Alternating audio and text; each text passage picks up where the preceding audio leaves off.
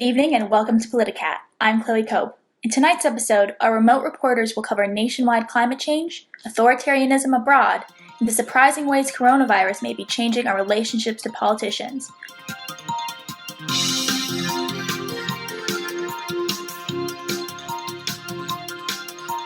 But first, I'm bringing you a story closer to our campus community.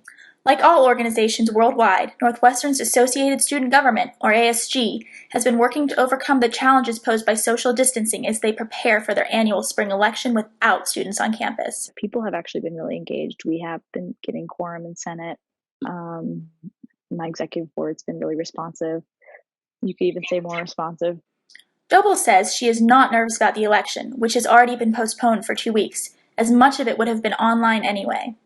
I actually don't think that it will be as much of a barrier as we anticipated, because looking back to our election, no one actually was presently in the room when we did our town hall, but we had 700 people watch on Facebook Live. Though newly elected ASG cabinet members will have an unusual transition period due to the remote conditions, ASG still anticipates a productive quarter.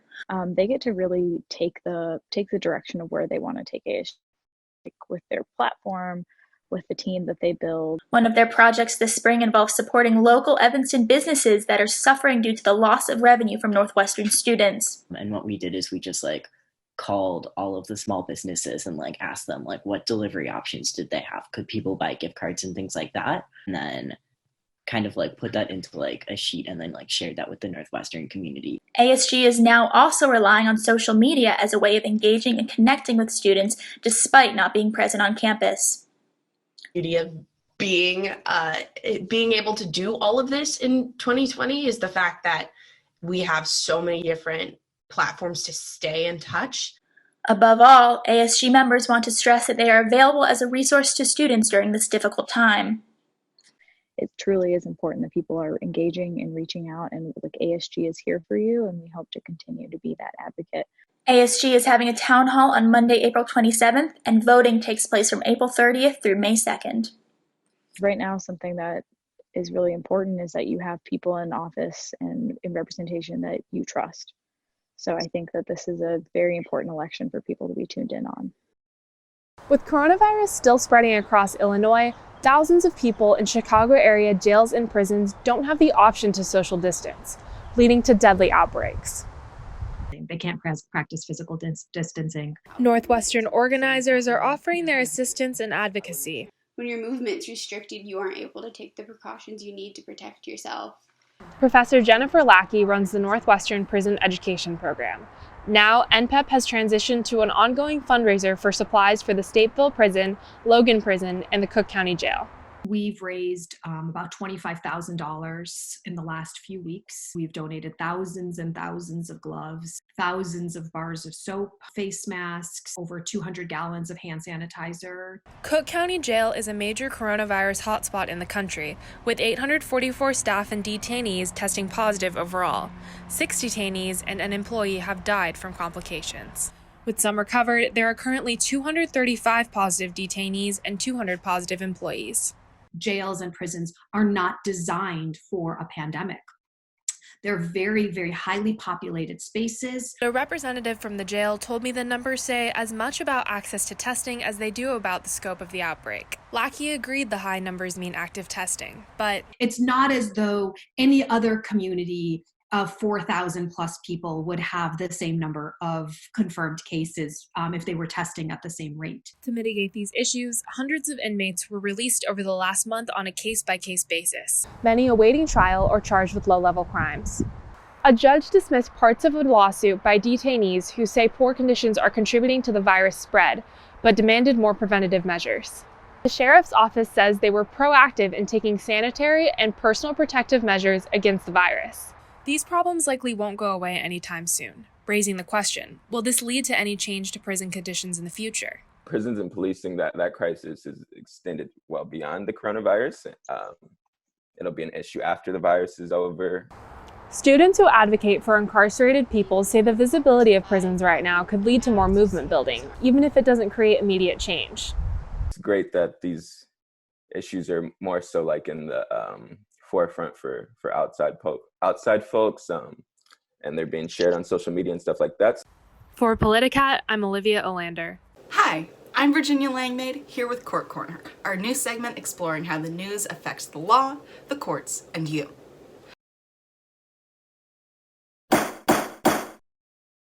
COVID-19 is affecting every aspect of life, and the U.S. court system is no exception. Coronavirus-specific crimes have been on the rise. In Atlanta, a former vice president at a healthcare company is accused of messing with incoming orders of medical equipment after losing his job. The FBI investigated the hack, which caused shipments of gloves, face masks, and other medical equipment intended for hospitals to be delayed. A more common crime right now is price gouging, when a seller inflates prices of goods beyond reason during a crisis or disaster.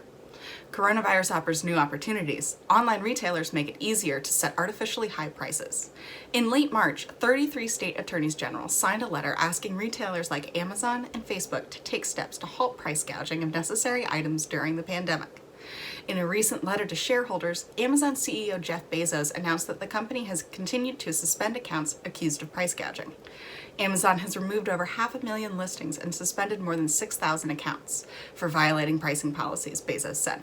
An account suspension may be the least of price gougers' concerns. Depending on the location, those convicted can face a year in jail or over $10,000 in fines. For POLITICAT, I'm Virginia Langmaid, and this was Court Corner.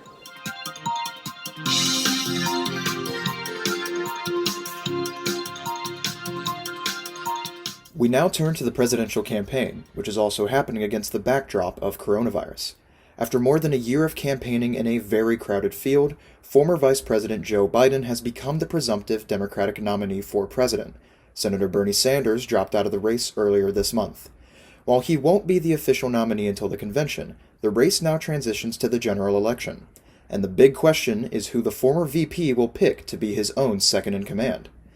Biden committed to choosing a woman to be his VP at the March 15th debate, leading to speculation that Senators Kamala Harris, Amy Klobuchar, and Elizabeth Warren may be on his shortlist.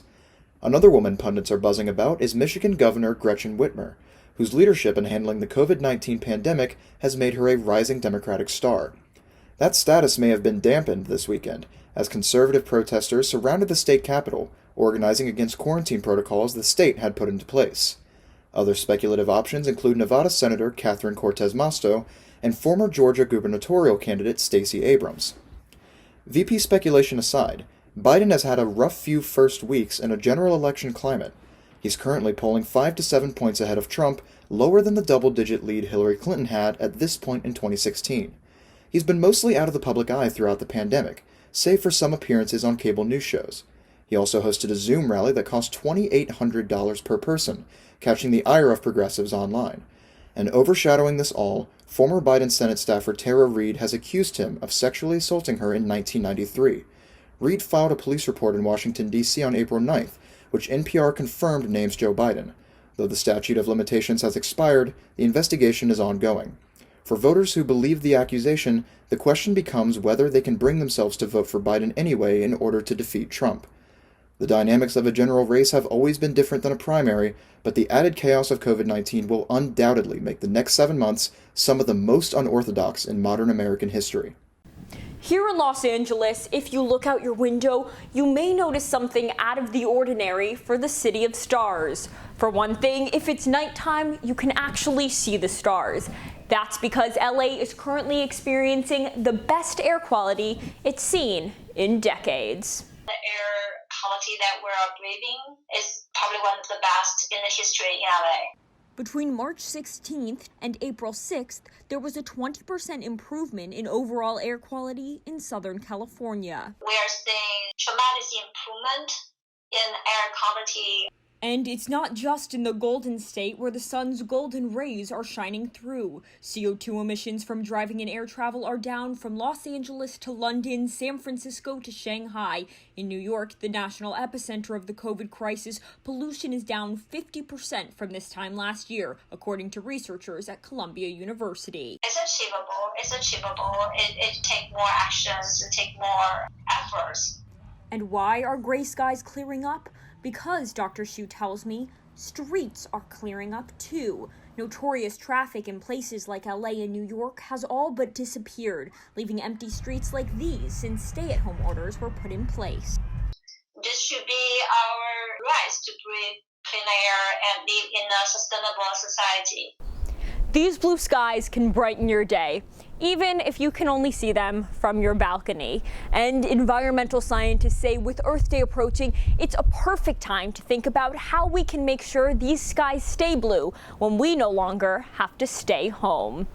The pandemic gave us an opportunity to reflect on where the society wants to go. But there's grave concern that this is short-term, with experts urging governments to rely less on fossil fuels as they reopen their economies. Unfortunately, if everybody chooses to go back to their business as usual, the emissions will come back right up. And senators asking how the Environmental Protection Agency is adjusting operations in light of COVID. Plus, new research shows poor air quality most negatively affects low-income and communities of color, putting them at higher risk of suffering from COVID. We don't really need a pandemic to breathe cleaner air and enjoy healthy lives. Here in California, scientists are encouraging businesses to embrace remote working where they can, even after stay-at-home orders are lifted. This in hopes of dramatically reducing carbon emissions from transportation for good. How a global pandemic impacts the globe. Joey Safchik, Northwestern News Network. As heads of state around the world take action to protect citizens from COVID-19, some people are expressing concern that certain leaders may be using the pandemic to consolidate power. So today we take a closer look at one of these cases, Hungary. In late March, Hungary passed a law that allows Prime Minister Viktor Orban to rule by decree, meaning he won't need to go through parliament to make decisions. Critics say the rule allows Orban to use this power indefinitely, but the Prime Minister's allies say this rule is a measure to help Hungary fight COVID-19. I talked with comparative politics professor Andrew Roberts to break it down. What new powers does this legislation actually give the Prime Minister, and should it set off alarm bells for democracy watchdogs? My sense is that alarm bells have been ringing for a long time. And Orban has been in pretty tight control for a while. Yes, this does seem to grant him even more powers. It's curious that he would want this extra bit of power, that he doesn't have to pass his legislation through Parliament anymore. Do you think that there's a chance that this will be lifted after the pandemic is over, or do you think that because he's in control of the parliament that this might just be the new norm for Hungary? It would probably in the end create needless conflict if he extended this indefinitely. Even leaders with dictatorial ambitions tend to want to have that facade of a legislature functioning, so I would imagine he would go back to it whenever he achieved whatever ends he wanted to achieve now, but that's speculation. What do you think the role of international institutions is when they're fighting a global pandemic, but they also have to watch out for if there's a world leader that's trying to consolidate power for the long run past the pandemic? I think there are reasons why we should expect strong actions from the European Union, particularly at this moment, but even over the past several years when democracy has been eroded in Hungary without a lot of sanctions from the European Union. Roberts also said we should keep an eye on Poland's presidential election next month. Critics say Poland's governing Law and Justice Party is trying to push through with May's election despite the pandemic to give the incumbent an advantage. For POLITICAT, I'm Megan Lebowitz.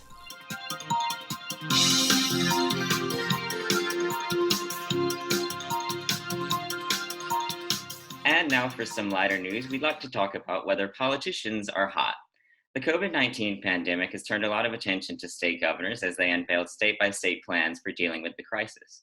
This has caused some to become household names as they received great praise for their responses to the fast-spreading virus.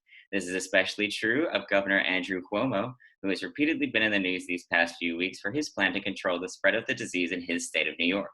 Cuomo's response to the virus was so praised that it led to the hashtag #Cuomosexual trending on Twitter, due to people apparently being so impressed with the governor's plan that they've become enamored with the man himself. Now, attraction to political figures was not unheard of prior to this, with figures such as President John F. Kennedy, presidential candidate Beto O'Rourke, and Canadian Prime Minister Justin Trudeau coming to mind. The election of French President Emmanuel Macron, who married his high school teacher, caused the internet to be inundated with people proclaiming their attraction to the new foreign leader. But with all those cases, the people involved were younger and conventionally attractive, and Andrew Cuomo doesn't really fit either of those descriptions. So one has to assume there's something more complex at play in the situation. To unpack this more, we'd like to welcome in our panel, we have Maya Mojica, executive editor of MBN, and Melanie Luss, an opinion staff editor at MBN. Staff writer, sorry. So first of all, is this just a big joke, or do you think people are genuinely becoming attracted to the governor of New York due to his coronavirus plan? I feel like it's not a joke. I feel like people are genuinely like transferring their like, I need somebody to be a strong leader in this time, and like confounding it with their sexual attraction. And this is what it's resulting in, which is kind of wild. But like you said, like it kind of adds something fun to like keep up with. And like scroll through fun hashtags on Twitter when it's like the world is ending around us. I don't know what you think, Melanie, but I agree with that. I think people nowadays are so desperate for good leadership. You know, that's kind of what happens in any crisis. And, you know, the US has historically not had good leadership recently. So now that, you know, Cuomo bursts onto the scene as this like very strong figure who's taking initiative during the pandemic, a lot of people are kind of clinging onto that. And I don't know, I guess if they watch his press conferences too often, then some other feelings may start to develop.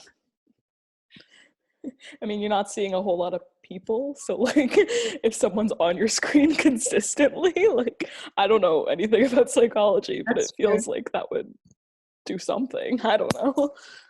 The politicians that sort of become cultural icons for their appearance tend to be men, which is interesting considering how much more female politicians get talked about for their appearance. So what do you make of that sort of difference where men sort of become these icons for how they look, whereas women, it's sort of a daily critique of whether or not of their daily appearance? I think that's a very good question. And I honestly think that sometimes it's kind of refreshing to be able to objectify male celebrities. And you know what? I don't particularly see the harm in that. What I will say about, you know, the fact that there hasn't been like a huge trending like sexy female politician yet is that it's probably just because there aren't enough female politicians on the scene in the first place. So that might play into it somehow. And also like just in the context of like run-of-the-mill sexism, like I feel like it's so much easier for men describing like sexy female politicians to like cross the line, because that's what a lot of men tend to do. And so like Melanie said, I'm glad that that's not the case, but I wonder if that's like them trying to protect their politics, if that makes sense. Like I wonder what people are thinking on the inside. I don't know. We're going to end on one quick fun question. Who do each of you think is the most attractive politician? Justin Trudeau is up there. But he comes with all his baggage. Sorry? He comes with all of his baggage. Yeah, you win some, you lose some. I don't know. Some people are able to separate the art from the artist. I don't know. I'm not super mad about Beto O'Rourke, but I think that might be just like his gun control policies. Like we were saying earlier, I'm like, oh, that's really sexy. Like. Well, thank you both for being here. I hope you're having a good quarantine, and I'll turn it back to the rest of our program. With the coronavirus keeping us inside our homes, it's the news that's been keeping us informed about the outside world. A study from the Knight Foundation and Gallup earlier this month showed that since December, Americans' attention to local news has doubled, and attention to national news has increased 13 percentage points. When it comes to cable news viewers, when asked about the facts of the coronavirus, those who watched MSNBC, CNN, and Fox News give different answers, according to an April 1st Pew Research poll. Asked if the virus came about naturally, 66% of people who say their main source is MSNBC said yes, 52% said yes, who say they watch CNN most, and only 37% of those who say they most watch Fox News said yes. We see this similar breakdown when asked if a vaccine will be available in a year or more. Fox News' main viewers, says Pew, is about 73% Republican and Republican leaners, while 57% of MSNBC's main viewers are Democrats and Democratic leaners. CNN's audience also leans left, but not as many as those who watch MSNBC. Depending on what channel you have on in your house and what channel your next door neighbor has on in theirs, you both think you're informed about this virus. But if you were to have a conversation, you might start to realize that your facts are different. That's problematic. Scaled up, if American leaders in business and in government are not on the same page and have very different facts about the virus, that's going to make the process of reopening the country a lot more difficult.